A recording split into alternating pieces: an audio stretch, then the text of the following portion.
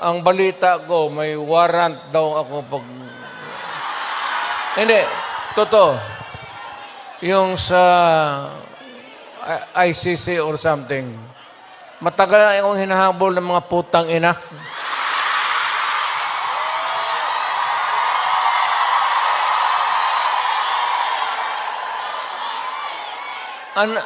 Ano man ang kasalanan ko, na ginawa ko man ang lahat sa panahon ko para may konting katahimikan at mapayapa ang buhay ng Pilipino. Ang problema nito, ewan ko kung ang tingin ng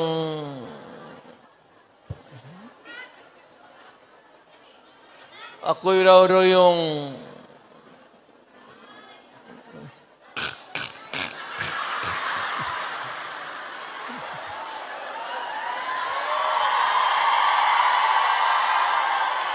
o ganito na lang. Ito ganito na lang. O sabi ko, assuming na totoo, totoo talaga yung naririnig ninyo. Bakit ko ginawa yan? Para sa sarili ko? Para sa pamilya ko? Para sa inyo at ang inyong mga anak sa ating bayan. Kaya ako man,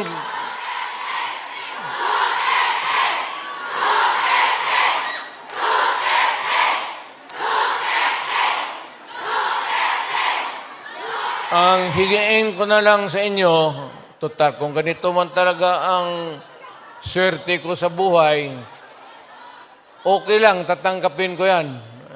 Wala tayong magawa hulihin tayo kung ikulong tayo. Kaya lang,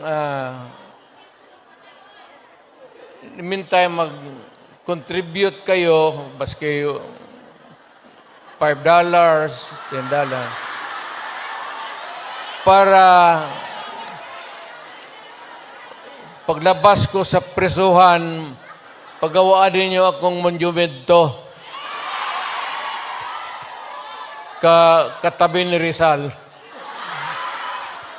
Si Rizal may hawak na libro